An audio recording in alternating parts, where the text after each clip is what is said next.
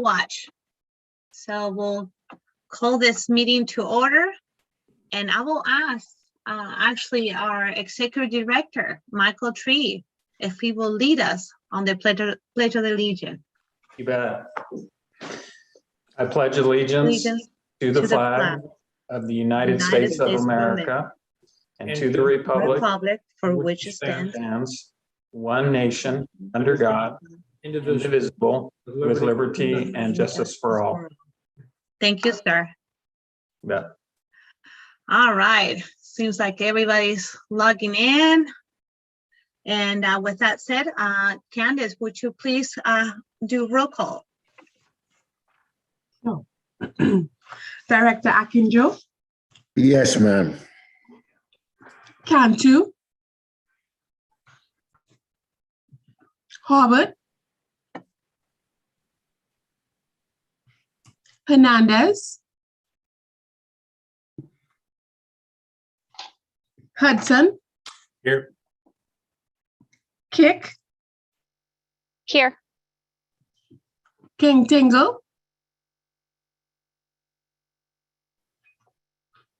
McPartland? Here. Neeram? Here. Rickman? Here. Stepper? Here. Vargas? Here.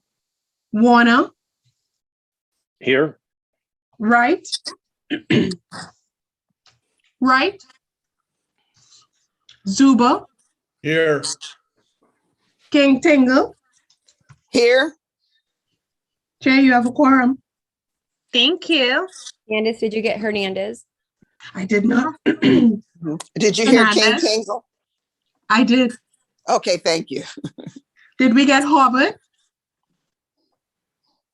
Cantu? Right? Okay, we still have a quorum. Perfect. And I want to welcome our vice chair who's been under the weather. So brave woman to just join us on this meeting today. Thank you. I appreciate it. You may not see my video. My face today. That's fine. We're glad that you're here. With that said, the next item is public comments. So I will open the meeting to comments from the public. And as a reminder, the public comments are items not agendized on today's agenda. And there needs to be comments related to value link. With that, Candace, do we have anybody in the public who wishes to speak? I do not have anyone with a hand raised.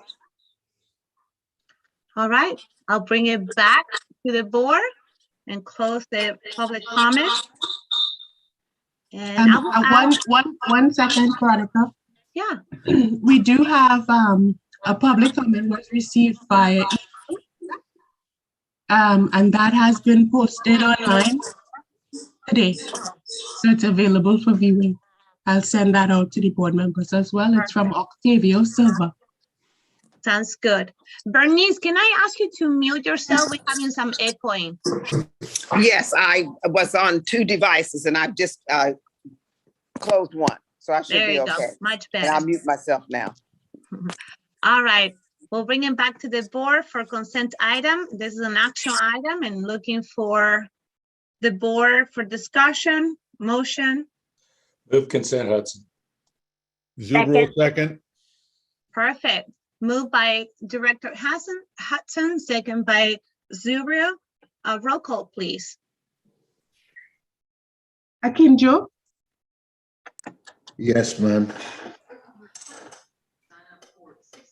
Hernandez? Yes. Hudson? Yes. Kick? Kick? Yes. King Tingle? Yes. McPartland? Aye. Neeram? Aye. Rickman? Yes. Stepper? Yes. Vargas? Yes. Warner? Yes. Right? Get right? Zuba? Yes. Motion passes. Thank you, Candace. Moving along to Executive Director's report, Michael Tree. All right. Well, again, Happy New Year to everybody. And we're hopeful that you're off to a good start in 2022. I have just a couple of items.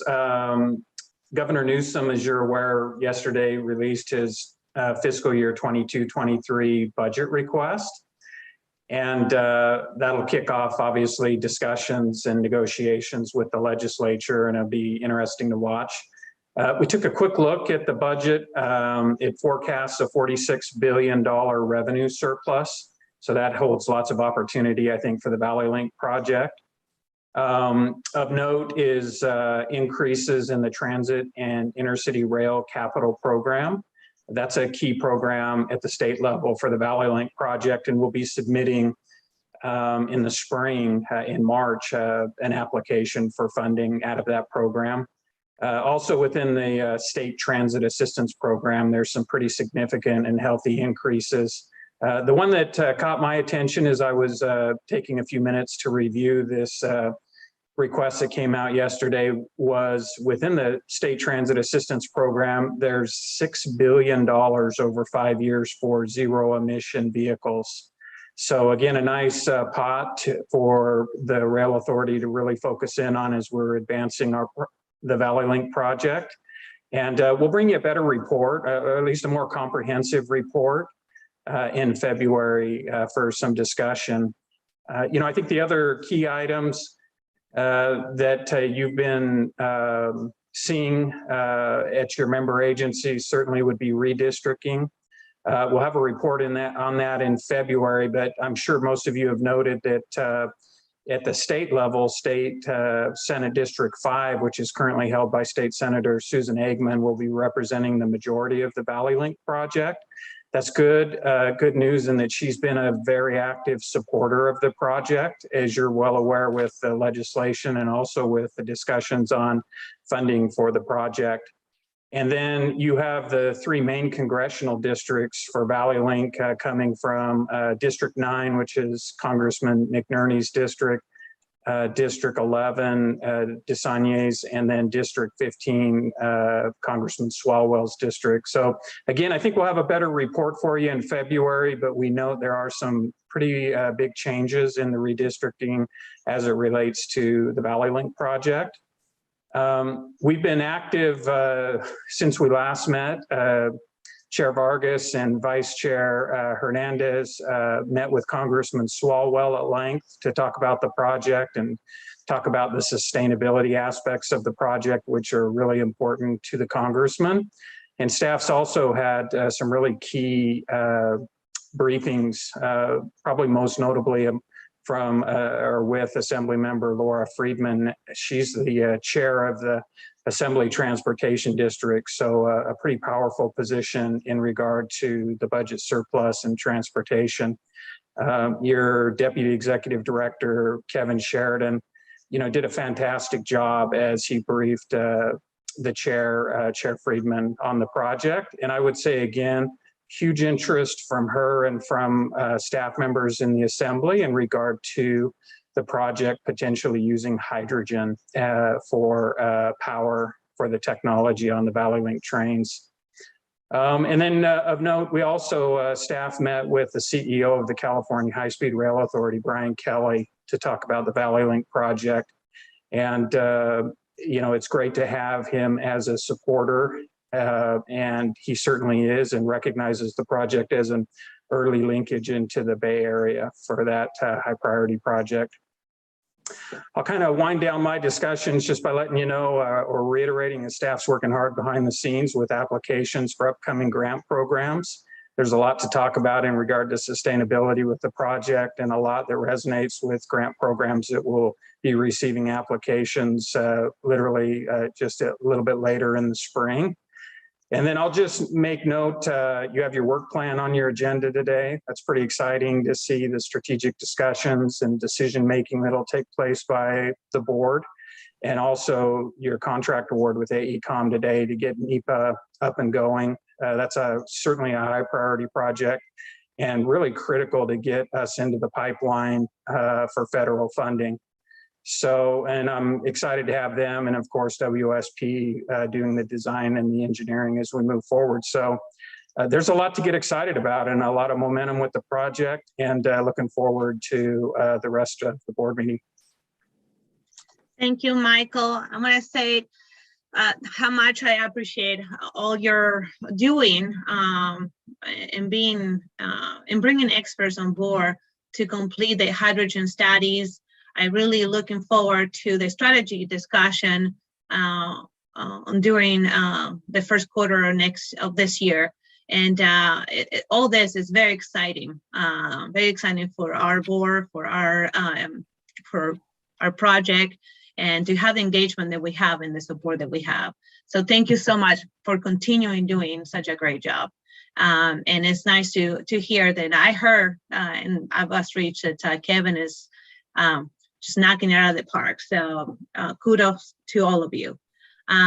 Is any questions from the directors on the director's staff report?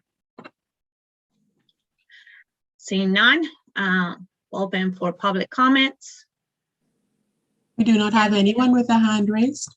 Perfect. We'll bring it back to the board, close the public comments, and we'll move to item 6, which is the Valley Link 2022 work plan. Who will be doing the presentation? We'll have Mary Ann Payne, your Director of Policy, Planning and Environmental, with this presentation. Perfect. Mary Ann, you have the floor. Well, thank you. And Candace, if you could put the PowerPoint up on the first slide, I'd appreciate it. I just wanted to say, of course, Happy New Year to everyone, and tell you just what a privilege it is to have this opportunity today to introduce the Valley Link 2022 work plan. I know I say this every year, but I think this year in particular is going to be a very exciting year for the project. So very excited about the activities ahead. If you can go to slide 2. I want to start with the slide that outlines our adopted project goals that will continue to guide our project advancement and the activities in the year ahead. And I'm hoping that the goals are quite familiar to most of you by now. They have their origin in our agency's enabling legislation, AB 758, and they were adopted by the board as one of its very first actions at our inaugural meeting on January 17th, 2018. They guided the project feasibility report, which shaped and defined the initial project concept and guided the selection of a preferred project in the project's environmental impact report. And I know will continue to be the basis of goals going forward in the EIS. An additional goal was added to the initial list after the board's adoption of the sustainability policy on December 11th, 2019, to be a model of sustainability in the design, construction, and operation of the Valley Link project. The sustainability policy, as you might remember, identified policy objectives and implementing strategies in support of this goal. And these strategies, given the status of the project in design and environmental, will also shape and guide our work plan for 2022. Next, Candace. For the environment, we have reduced greenhouse gas emissions, operate on renewable energy to the extent feasible, strive to create a system that can operate largely on its own stored and created energy, and design and construct sustainable infrastructure using global best practices for preserving natural resources. In short, we're looking to create a green energy strategy that may lead to a system that's powered on its own and select a zero emission vehicle with the possibility of it being an all hydrogen powered fleet. Next slide, Candace.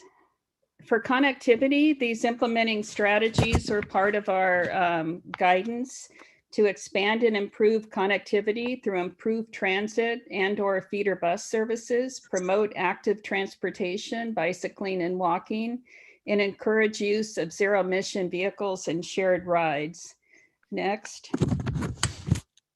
And then an important element of our policy and our guidance is equitable access to encourage engagement in planning and decision-making for the project, to ensure a meaningful level of participation from disadvantaged communities and low-income communities and households, and to strive to maximize benefits to these communities and these households in the project planning and design. And, you know, I included these slides just wistfully remembering our days when we were out in the community. Pre-COVID. Yeah, it seems like it's a long time ago, but there's the top photo is a community meeting, outreach meeting in Lathrop. And below, we did pop-up meetings everywhere we could at BART stations, A stations, farmers markets, Hispanic markets, everywhere people were gathered. So community groups, community organizations, we were on the road. We were, and I think we'll rise again, Madam Chair. We have an adopted public participation plan that the board adopted. And we're looking at innovative ways to continue this same outreach to the community in a different way. Hopefully it's short-lived. So next slide. As our executive director mentioned, we have unprecedented opportunities on the federal and state level for funding. So the key element in our work plan for the year ahead will be getting to the finish line, moving our the NEPA, National Environmental Policy Act, environmental clearance and EIS, and some supplemental CEQA work as well. And we are targeting the end of the year, probably late December, getting it done, getting it out to the public, not cleared, but getting the draft complete and out for public review. So next slide. There was an extensive presentation at our last meeting, but just as a reminder, the environmental work ahead will be focused on clearing an initial operating segment, which would extend the project from the Dublin Pleasanton station to Mountain House, with stations at Isabel and South Front as well. The work ahead also will include a straightening alternative through the Altamont that correlates with a possible new station alternative that we'll look at for Mountain House, with extending the track to the operating and maintenance facility in Tracy. The orange line there just indicates what we will not be looking at in the environmental, and it's not in our work plan for the year ahead. That's work that the San Joaquin Council of Governments has undertaken for I-205. And I believe we'll have a presentation from their project staff soon, but again, it is not something we are proposing to look at in this upcoming 2022. Next slide, Candace. We are proposing as a key element strategic discussions, and these will occur on a number of levels that we'll discuss in the next slide. And these are the three key topical areas that we'll be looking at: sustainability, green energy, vehicles and technology, sustainable system design; access, focused on station area plans, equity and connectivity; and then rounding it out with a key topic, which would be funding and developing a project funding plan. Our strategic discussions, again, a little wistful for the day when we all met in person. There was nothing like it, but also could effectively occur on Zoom as we advance community meetings. Next slide. So here is an overall snapshot of the Valley Link 2022 work plan, with environmental running along the bottom as a key activity, starting with public scoping and ending with a draft release of an EIS SEIR. The key topics are identified, and we will look to clustering 3 of the meetings with a key topic, with possible potential committee work, possible ad hoc or another at the discretion of our chair. And then we will look to host town meetings. As you can see, follow the icons on sustainability, access, and funding. So I also want to note that a key theme in our work plan will be creating partnerships at all levels with our federal, state, local, and private sector stakeholders. Next slide, Candace. At the end of 2022, desired outcomes would be substantial progress on our environmental clearance, a sustainability blueprint that would guide the project design, and a funding roadmap. So that's it in a nutshell. Candace, if you want to go back one slide, we can open for any guided discussion by our chair. Actually, thank you, Marianne. I appreciate the comments and the presentation. I have some comments that I wanna share with the rest of the group. But before I enter into the discussion or comments from the board, I wanted to open it to the public for public comment. And I will bring it back. I'll share my comments with the group and then open it for discussion. And I see that we have, I wanted to note that Director Wright and Director Cantu are right a little bit ago when we were in the middle of the presentation. So welcome and Happy New Year's to all of you. With that said, Candace, do we have any comments from the public? We do not have anyone with a hand raised from the public. Perfect. I'll bring it back. And I wanted to share with you guys some of my notes, and then I will, open it for the panel for discussions and questions. I am personally looking forward for this year ahead. I see that limited opportunities for us. Regarding to the environmental clearance, I believe we had once in a generational opportunity with this recent passage of the federal infrastructure bill and with the state of funding opportunities.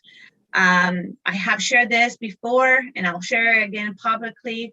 We need to be ready to enter into the pipeline, both in Sacramento and in DC, in order to secure the necessary fundings to meet our project needs. I am emphasizing that again because I want to make sure that our staff knows that this is a priority, at least for my term as a chair, is to be ready for this. I made no secrets about when I just got seated on this, and I still think that this is the job to carry along the flag, to just leave this project for the next generation in a good setting opportunity to construction. I'm happy that we have plans to immediately launch the ESI and the SEIR with the release of a NOI and public scoping. I hope we will keep our feet to the pedal and we complete this draft ESI and SEIR for the public release by the end of this year. That is a goal that I would like to complete with the help of our staff. I also wanted to congratulate our board for his foresight and our previous chair for the foresight and guiding us when we were talking the bold action back in 2019, I believe it was April 2019, with the adoption of the goals that we had at that time of a national model of sustainability. Most of you that have been since the start, that was a topic, and we carry that policy And we are intended to implement that strategy as we move along and guide our project design. I'm also excited about the town hall meetings and look forward to working closely with the congressional representatives and collaborating with those. I miss those town hall meetings. I don't know if we're going to do it virtually or in person, but I'm looking forward to, again, having the opportunity to have those town hall meetings. I clearly believe we had the opportunity to be a national model of sustainability. And I'm very, very happy we are taking those bold moves to be an innovator transit district. With that said, I will open it to our board discussion, and I believe Mr. Akincho, you had your hand up earlier, so go ahead, sir. Yeah, Ms. Miriam, you should go back to the last slide. I just have one question on the last slide. So, Candace? if that is possible. Sure. If not, okay. Here we go. Yes, Miriam, what we prompt the supplemental CEQA environmental clearance? What is the situation that we prompt that? If we have the original CEQA that was approved and we had the NEPA, why do we need the supplemental? So there are some modifications to the preferred project that we'd like to include as alternatives. There's a straightening alignment through the Altamont Pass that we believe would greatly improve travel time. And the Mountain House Station alternative aligns with that, that new option. There are also the possibility of doing some additional vehicle technology analysis in the EIR as well. We looked at a range of vehicles, but we might want to modify and include another as a possible alternative, namely hydrogen. Our Kevin Sheridan may want to add to that. I can certainly chime in on some of it, Mr. Kinjo. So what's prompting it, like Marianne said, is earlier in the presentation, we have those different alignments that come up to Mountain House, that there's been some changes since the EIR was adopted last year, primarily as was seen in last month's presentation by Diane Cowan, and then in this presentation, those different colored alignments. It was back a couple slides. With SJCOG releasing the notice of intent or notice of completion in October last year, we're now lining that up so that we would have that alignment, and it's what's seen in green there. So that's different than what was approved last year by the board in the EIR. So that not only is NEPA involved in looking at both of the blue and the green there, but anything different from the CEQA document that is approved requires a supplemental CEQA. It's pretty standard because we're updating the document and the information.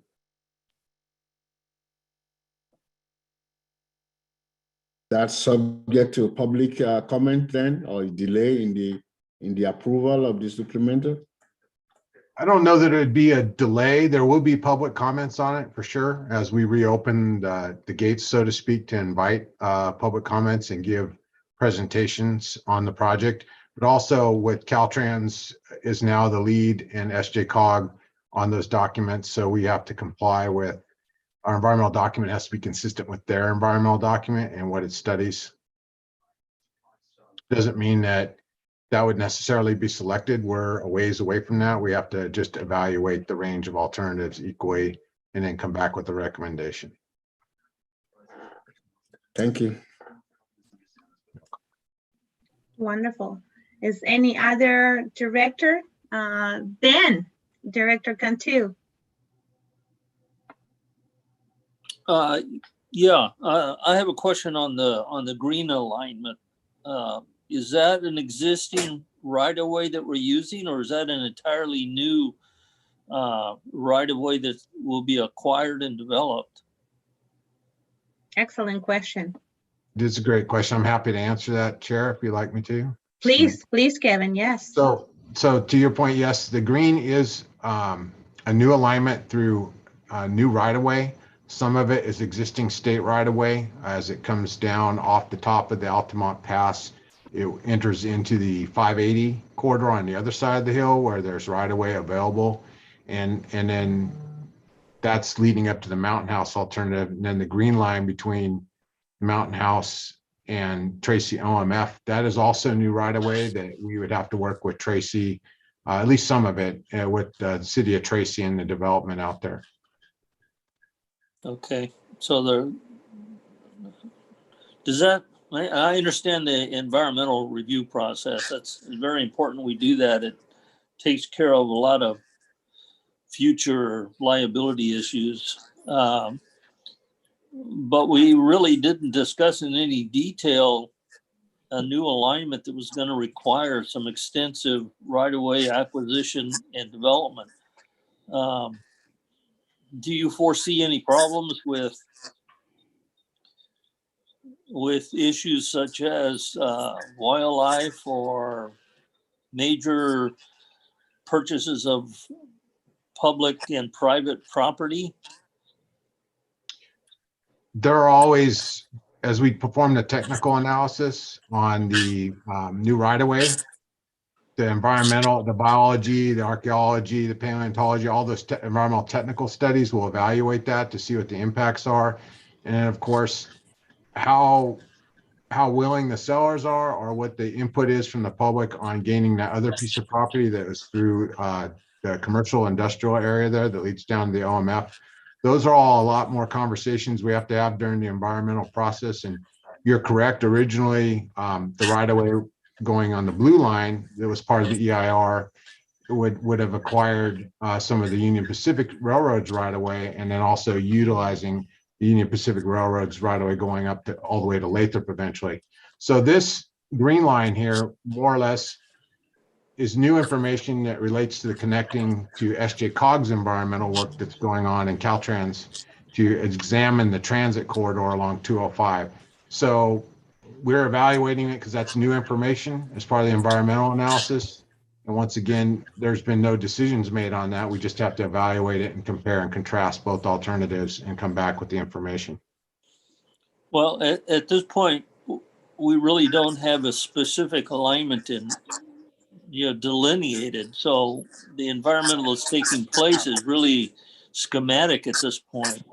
Are we going to have to do additional environmental once we actually have an alignment in place? So I think the schematic, as you stated, is what we bring forward as the studies.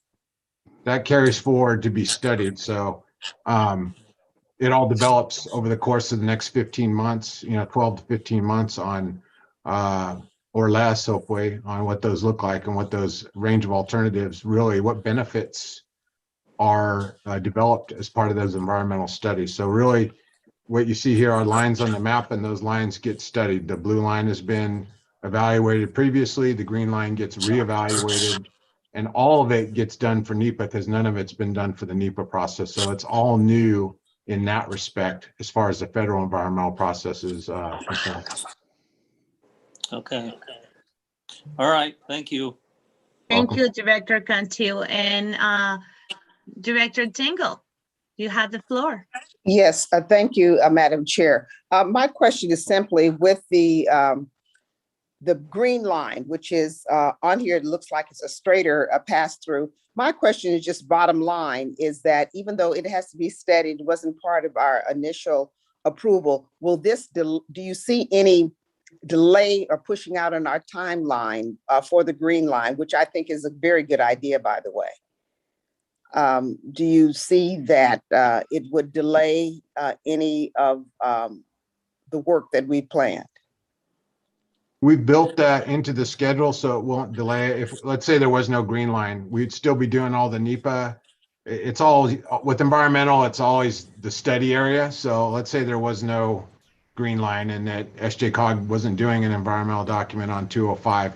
We would simply be studying the blue line for NEPA, which has its schedule, and we'd have to say that, oh, there was no other alternative or there are no other plans, but that's just simply not the case. So legally we have to include it, but we have built it into the schedule so it doesn't affect us one way or another. We have to start from the beginning in the federal process and work our way end to end. So we're just including that in the box, so to speak, of the study area. Okay, thank you. So my takeaway from that is there's no real impact to our scheduling. That's my understanding as well. Yes. So, yeah, and what would happen would be, if I could say, would be the reverse. Let's say we didn't consider it as part of the schedule or the studies.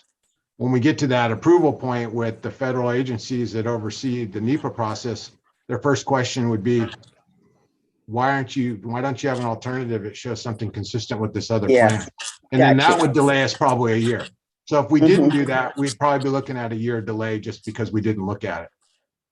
Okay, so it's a good thing to always, study and have additional plans. My other comment is that with these, changes or anything, I really appreciate and like that this team, the executive director and your team gets out and lets the public know and let the various communities know what's going on, because that's what buys in support and excitement about the project when we keep people abreast of what's going on. So when there are changes, that people aren't confused as to what's going on. So what I am saying that I love the way that the team is getting out in the community and explaining to people what's going on so there could be full support.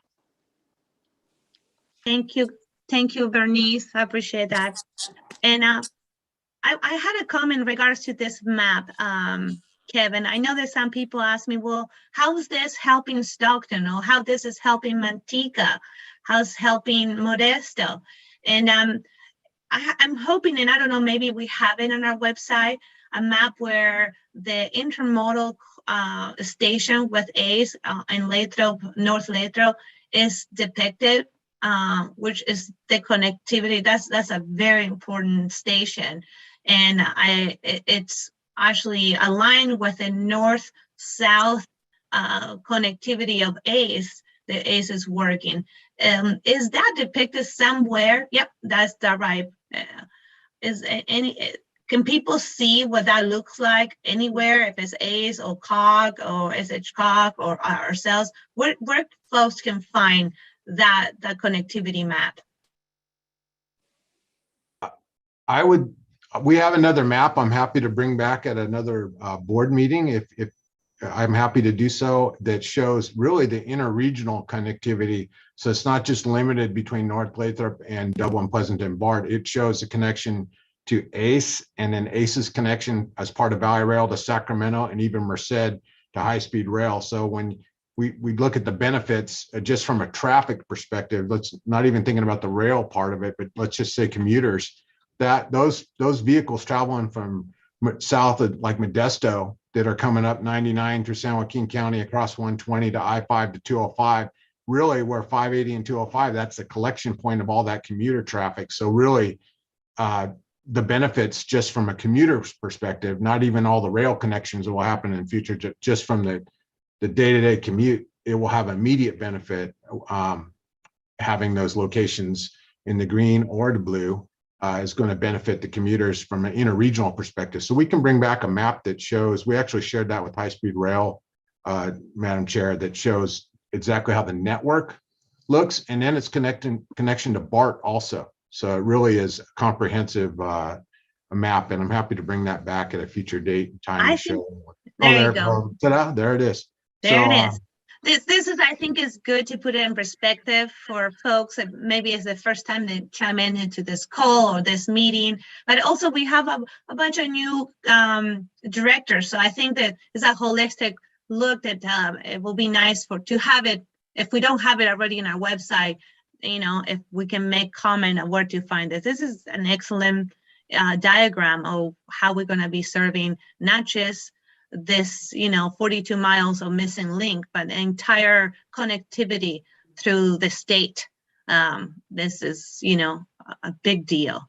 Thank you. Thank you for the map. And I believe Director Cantu, you have your hand up. You have any follow-up questions, Director? Yeah. Any idea where North Lathrop is going to be located? Yes, sir. The Sharp Army Depot is currently being conveyed through the National Defense Authorization Act to the Port of Stockton.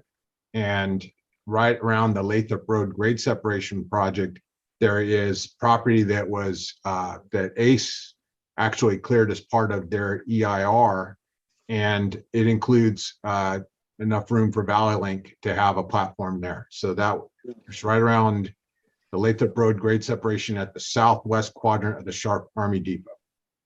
Yeah, I'm very familiar with it.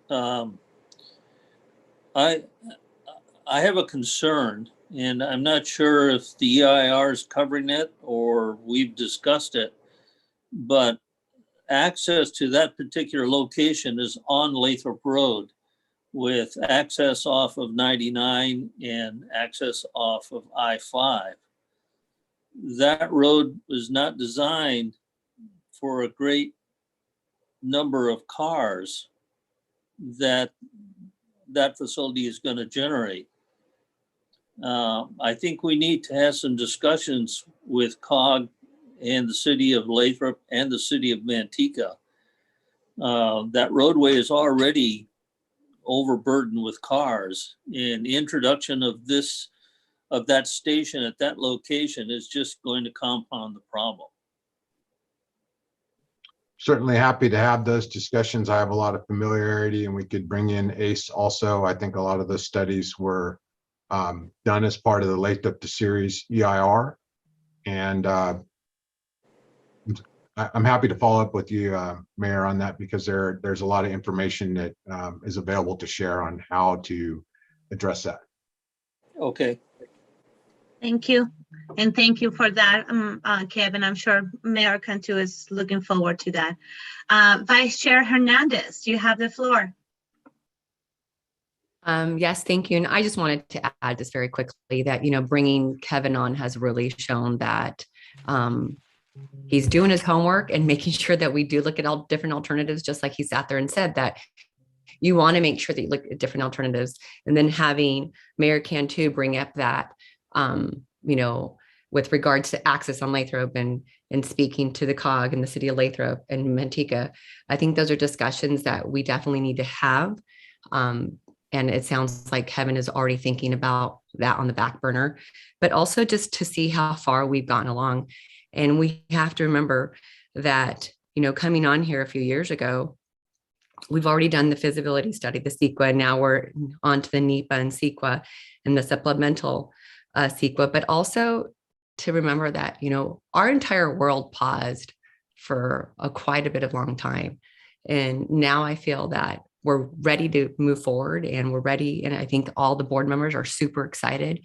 So for us to be able to start going out, and when the time is right, of course, to start doing these, whether it's little community outreach in all of our cities, not just particular cities, but in all of our cities, will be extremely important in the days to come. So I'm proud of where we're going and where we're headed. Thank you so much, Vice Chair. Really appreciate that comment. All right, with that said, we'll move along to the next item in our agenda, item number 7, the ECOM contract agreement and addendum number 5. This is an action item.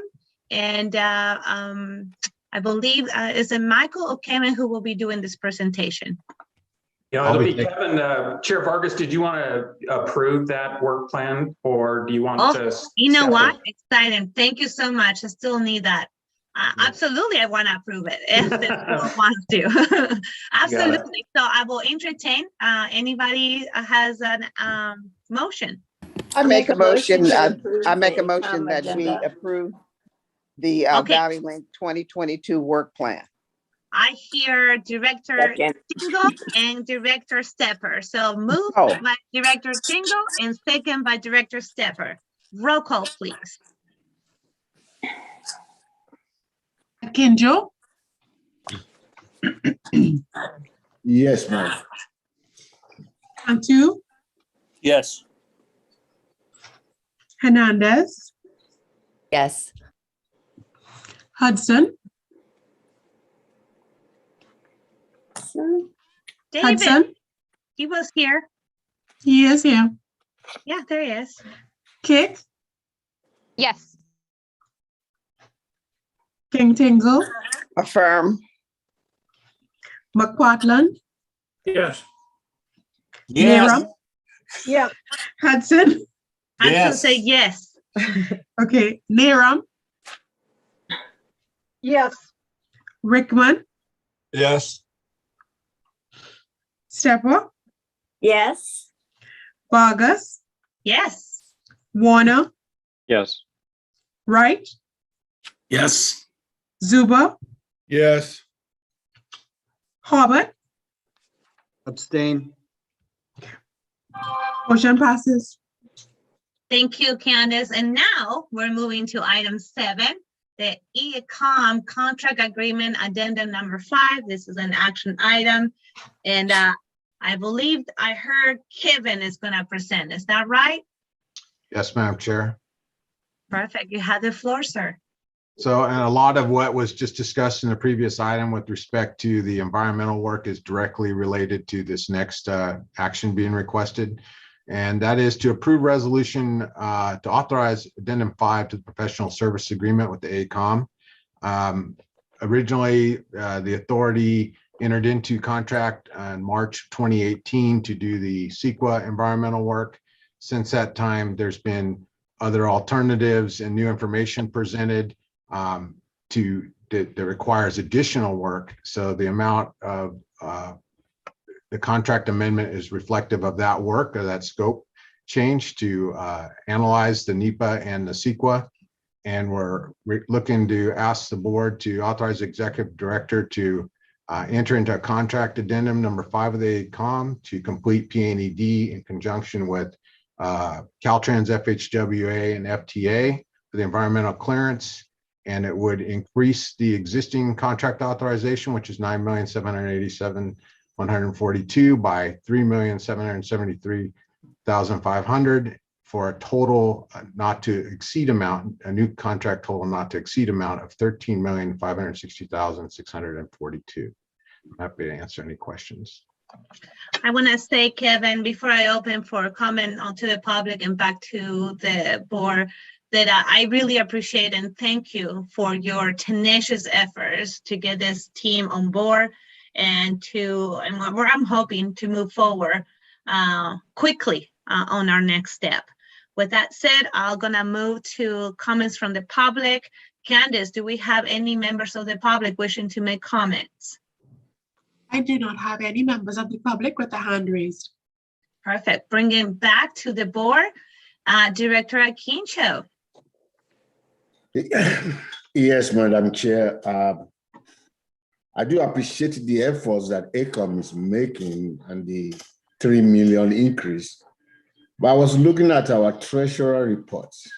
What is the standing of Valley Link in all this absorption of additional funding for our projects? Because last entry I saw was 24,000 from the traffic that was collected over the freeway. I don't see any really additional funding coming in just to meet our basic needs. So if anybody can speak to that, that'll be fine. I have no issue with the project, but you need money to do some of these things. And our treasury report does not reflect that. So what do we do? Where's the money coming from? So Chair, would you like me to respond there? Please, Mr. Tree, go ahead. So the dollars for this addendum number 5, they're included within the $46 million allocation by MTC. So the bulk of the work for that allocation from MTC with that 46 million is the NEPA work and also the design work up to 30% design.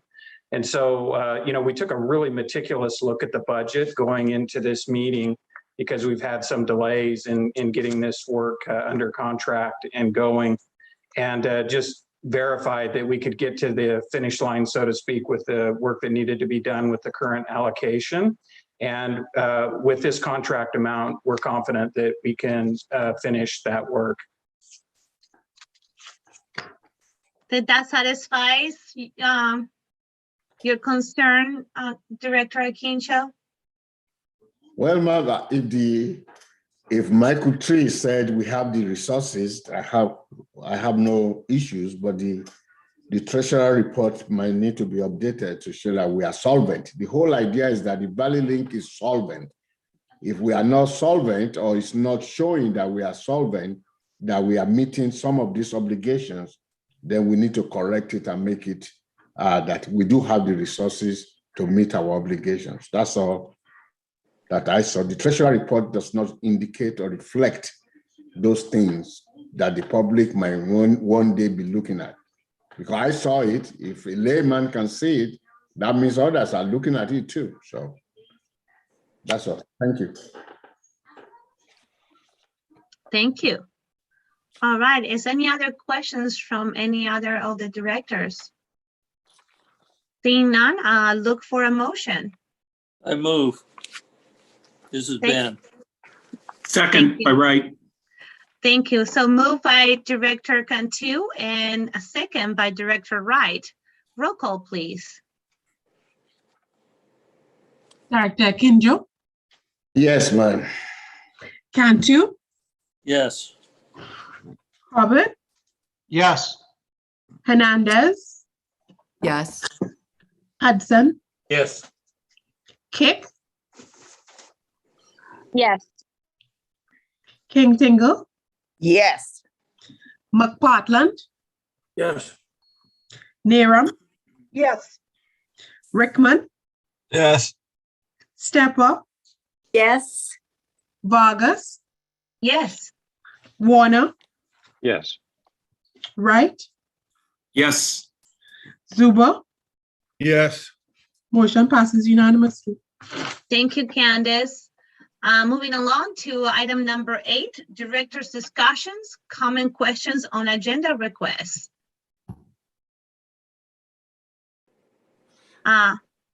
Mr. Director Hudson, you have the floor. Yeah, one or the other, Mr. Director, they all come together.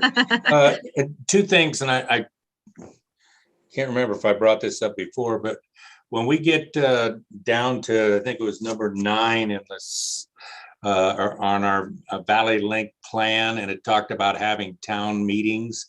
I want to be sure if somebody in staff is checking with FPPC before we mail out any notifications, because I cannot remember whether it's 90 days, 180 days before, that if we send something out with our signatures or our names on it and we're running for office, we're going to get a letter. Somebody's going to be watching it.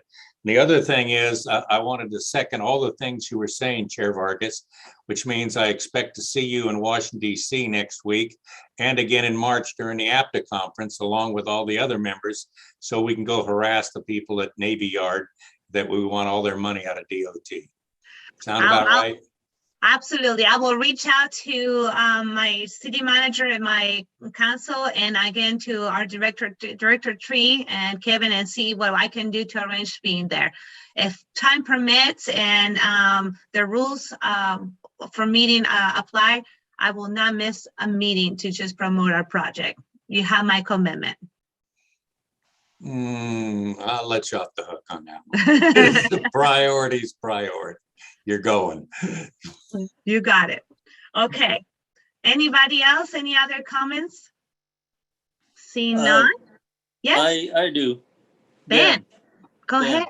I had 2. One, just as something to keep on the back burner of your head here.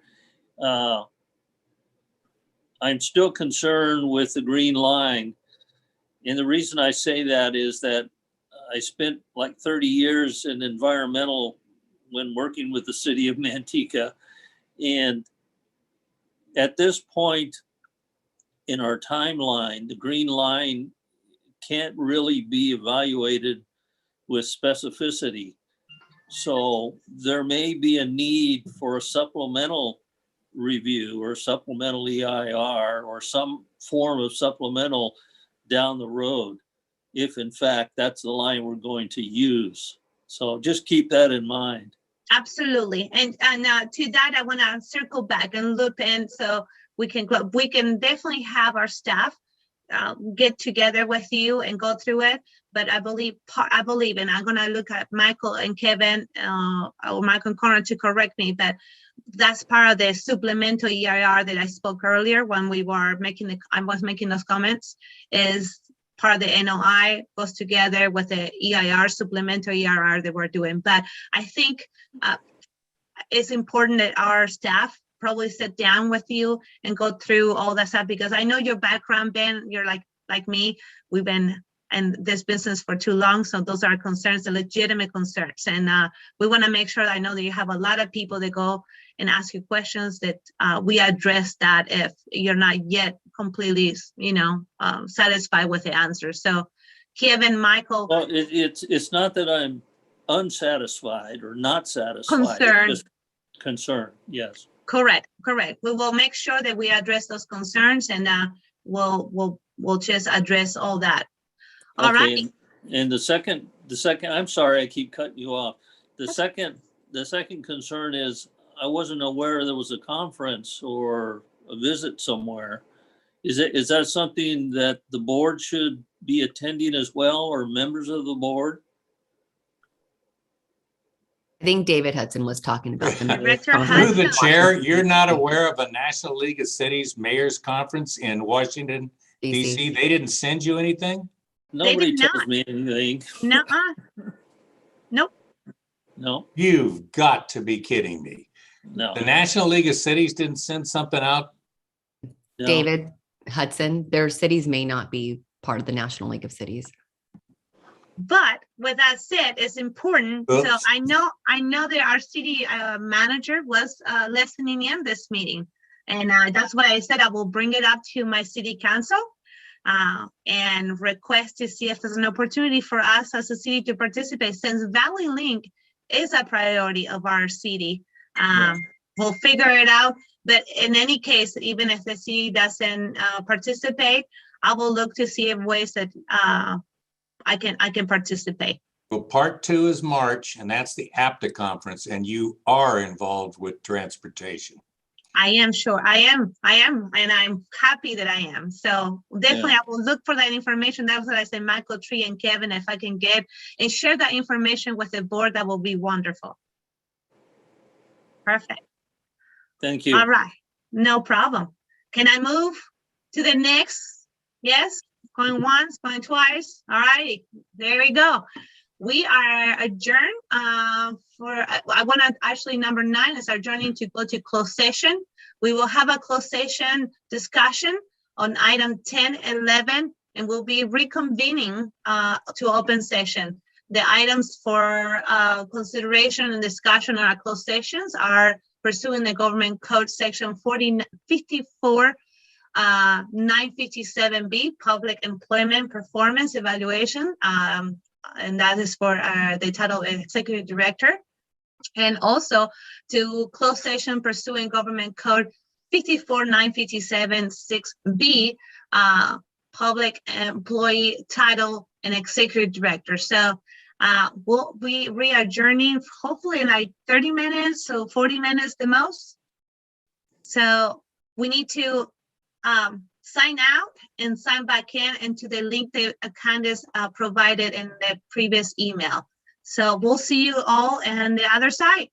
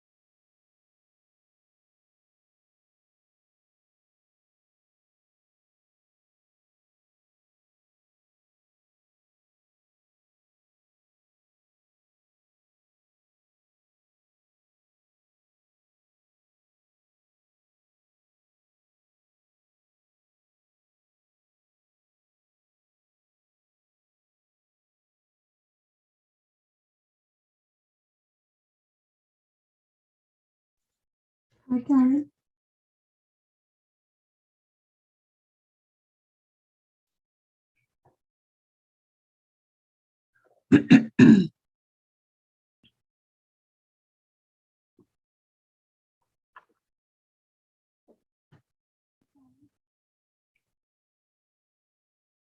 Can you hear me?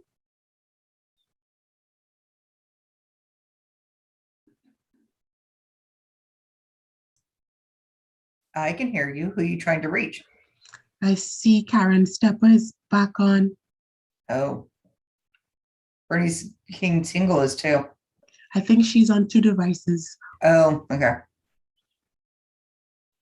Maybe Karen, Karen. Karen, we can't hear you. The closed session went away. When I went back to look for it, I couldn't find it. Okay, I couldn't find that email that was there. Instead of been replaced by a different. oh, okay, I'm gonna send it to you again. I'm just gonna I'm send you so the link. sorry. That's all right.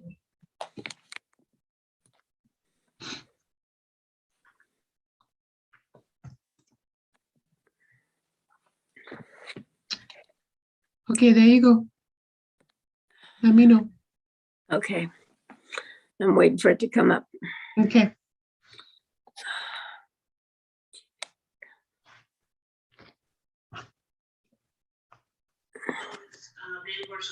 I am on the other meeting also. Okay, I thought so. Okay. Thank you. Yeah. I have 2 lines open, so I'm going back to the closed session. No problem. Okay. Okay, I can't see it, so. Nothing? I'm No, gonna call you on your cell phone, okay? Wait, it just came up now. Okay. Okay, but I had left it open. I don't understand where it went, but I'm sorry. I see the closed session, but I probably won't get back at the regular meeting either, but I'm gonna hit the closed session now. All righty.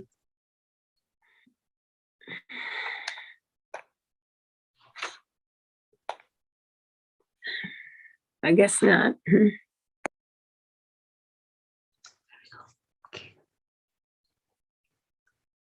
Is there anybody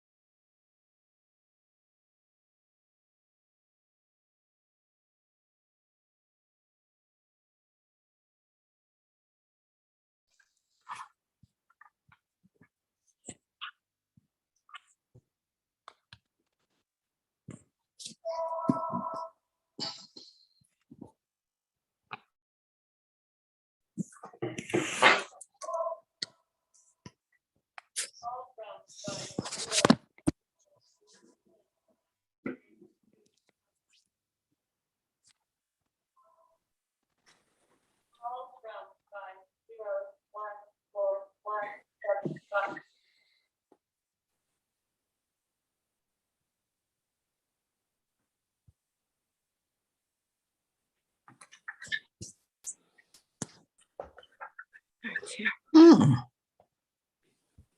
She is. Veronica. Can you hear me? Yes, okay. But Veronica's talking and she's muted. Muted. It was a great speech, Veronica. I don't care what they said. I know, I was listening to Bernice. So we do have some reporting to do, and coming back from closed session with heavy heart, this board has accepted the resignation of Director Michael Tree. He has informed the board that it's his desire to step down as executive director of the Valley Link effective on February 28, 2022. And in order to devote his full time and attention to the Livermore Amador Valley Transit Authority and his family, the board has decided to promote Valley Link current Deputy Executive Director and Program Manager Kevin Shedrin to the Executive Director position, and has directed and authorized the legal counsel to negotiate a contract with Mr. Shedrin to consider by the board in the next regular meeting in February. It is exciting and at the same time very sad to see our longtime executive director leave, but I totally understand. I wish it from the bottom of my heart the best of luck and much success. The Amador Valley Transit Authority, they're very lucky to have you, Michael. My best wishes to you, your family, and Molly. We are here for whatever you guys need, and I hope to see you bumping on the hallways sometime. Thank you. All right. Congratulations to Kevin. Congratulations to Congratulations. Kevin. Yes. Really sorry. We're sorry. I don't know. I don't think so. I'm Dave, excited. be nice. And Kevin is up to the job. I know that we have had conversations and he's eager for it and he's ready for it too.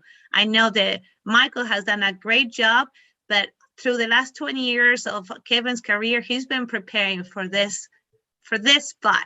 So nothing but confidence. And he has unanimous support of the entire board bringing him on board. So Kevin, congratulations. Madam Chair, just thanks into the whole board. And I know Michael, one of the things I can certainly appreciate is how dedicated he has been to this project and the relationship that he has with the board members. And that's very important. I want to be able to be in the same spot. I feel like the only way I'm going to do it is by showing you we're going to deliver this project. So that's my goal. Thank you. Thank you. Vice Chair, you have a comment, a question? I saw your hand for a little bit. I just wanted to add just very quickly that we've had the honor to have both of them on board at the same time. So to be able to get double the knowledge and double the efficiency and to see that teamwork has been amazing. I get to see Michael on a regular basis on LAFTA board with the rest of the Tri-Valley. So I know that we'll see him quite often.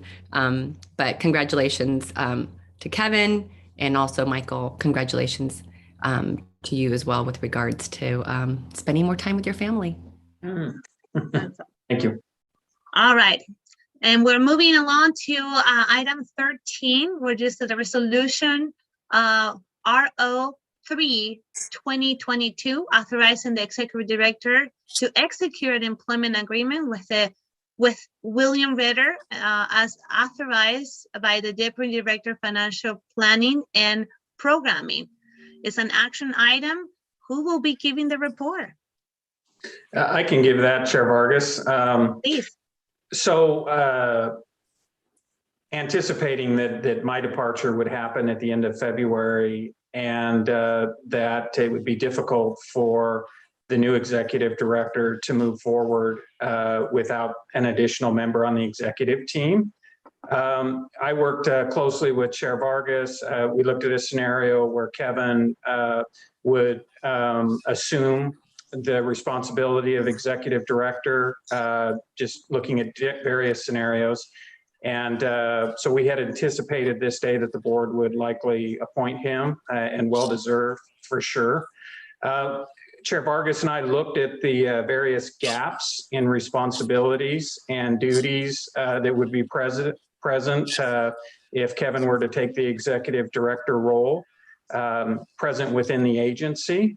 And so I was directed to create a job description to fill those gaps, a job description that would be a member of the executive team. I involved Kevin Sheridan in the creation of that job description. And so we have advertised that nationally, and we received applicants. We put together a very talented interview team, including members from your regional transportation planning agencies that would be directly involved with this person that would hold this position. And there was an applicant that had an extreme talent level, is I guess the way I'd put it. He's throughout his career, he has been very talented at financial planning and programming, and has been instrumental in programming and creating the funding sources for multiple capital projects. In regard to an employment agreement that we wanted to bring to the board for consideration with this individual, the individual's name is Mr. William Ritter. As with other recent positions that have been authorized by the board, he'll be paid a salary and a cafeteria plan of benefits to which $22,000 is deposited per year. That's very consistent with the last 2 employees that the board has hired. In addition, it provides for the establishment of a 401(a) plan and the deposit of 15% of his annual salary into that plan. That's consistent with what we've been doing. Based on the fact that this individual will be very close with ACTC, with MTC, with San Joaquin COG, with the state, and with the federal government in programming this project, and also with member agencies, quite frankly, as they envision perhaps infrastructure districts around the stations, and also in general, the two regions anticipate potentially a future transportation sales tax. This is the individual that would be very close involved with those agencies in helping those funding sources materialize. With that said, we've included a automobile allowance of $500 per month in this position, and no other benefits are included, with the exception that he will be entitled to 4 weeks of PTO and an accrued 8 hours per month of sick leave per the HR policy. And again, that's consistent with the last couple of employees that you've hired. Finally, just in regard to that salary, it's been negotiated to $205,000. It's also of note that this is a 2-year term in the employment agreement, and that it provides for a 3-month severance pay should the authority elect to terminate the contract before it expires. So, I'll turn it over to the board for any questions you might have. I will say that Will Ritter is an extreme talent in the industry. I think he could work anywhere he wants to. He has received awards, including an award that was where he was nominated from MTC's Therese McMillan, the executive director of MTC, when she was working at LA Metro with Will. And the connections he has will serve you well. And I think you'd be extremely lucky, and I think the project will move forward at a greater momentum if you provide consideration and authorization to move forward with this employment agreement. Thank you. We'll open this item for public comment. Candace, is any members of the public that wishes to make comment on this item? I do not have anyone with a hand raised. Perfect. We'll bring it back to the board for discussion or motion.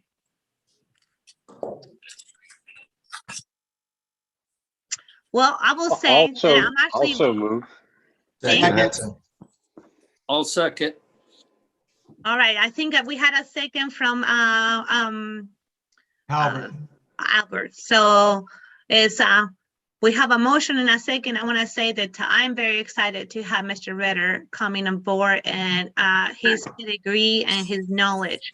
I think it will be a great asset for this project and all of us, and complementary to Kevin's new direction and how we're going to move forward with the project. So with that said, roll call, Candace. Link to the board. Injo, It would scroll down. Akinjo, Yes, ma'am. Cantu, Yes. Hobart, Yes. Hernandez, Yes. Hudson, Yes. Kick, Yes. King Tingle. Yes, and I'm logging off. Okay. McPartland, Aye. Neram, Yes. Rickman, Yes. Stepper, Yes.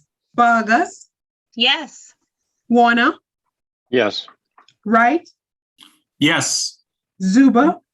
Yes. Motion passes unanimously. Thank you, Candace, and thank you, board members. Item 14, our next meeting is scheduled for February 9th, 2022 at 2 p.m. and it will be also on Zoom.